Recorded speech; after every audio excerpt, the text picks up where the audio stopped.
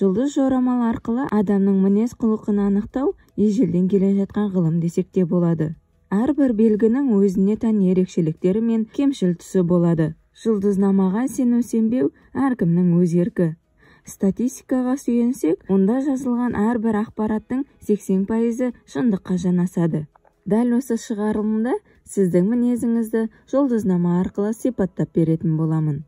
Тоқты. Тоқтыдағы ең қауіптісі оның күтпеген эмоционалды ашушаңдығы және ырықсыздығы.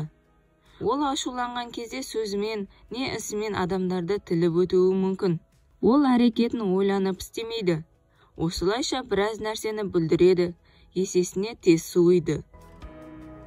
Торпақ. Оның қырсықтығында сөз жоқ. Торпақты өз ойын өзгертуге көндіру қиынның қиыны.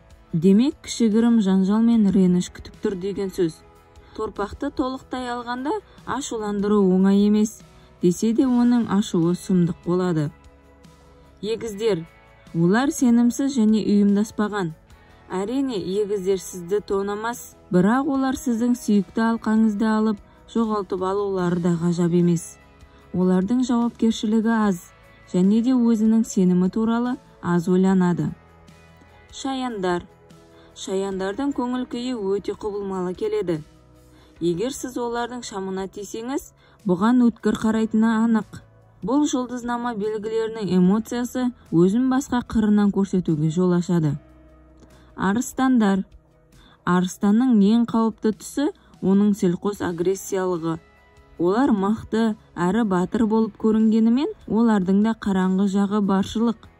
Бұл сенімсіздік, қолдауды қажет ететіндігі, олар көпшілік адамның назарына мұқтаж болады. Бикештер. Бикештерге нақтылық, дәлдіктен.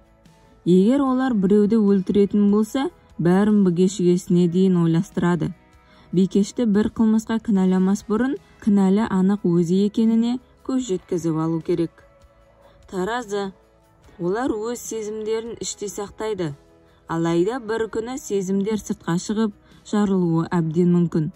Таразының қолынан ненің келетіндігін ешкімде көз алдына елестете алмайды. Бұл жұлдызнама белгісінің эмоционалды күйзелісі өте қатты. Мұндай кездері олар айналасындағы адамдарды ренжітуі мүмкін. Саршаяндар. Саршаянның қауіпті тұсы кек алу. Ол тосынан соққы беруі үшін оңтайлы сәтті күтетіні анық. Олар кешірім сұраса да ренішті ұмытпайтын жандар. Мергендер.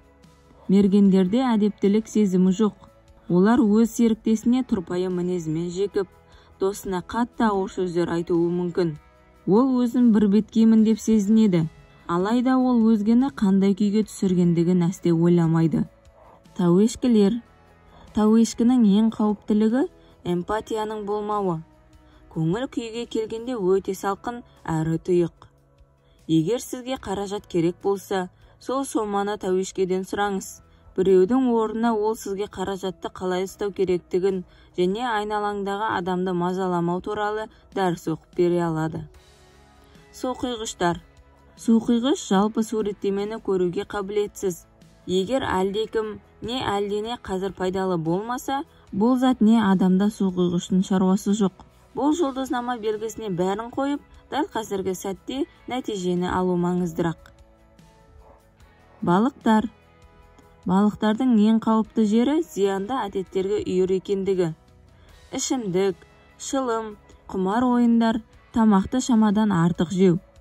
Балықтар бір нәрсені естігісі кеп тұрса, өзіне ләззат алудан шектеуді ешқашан қоймайды.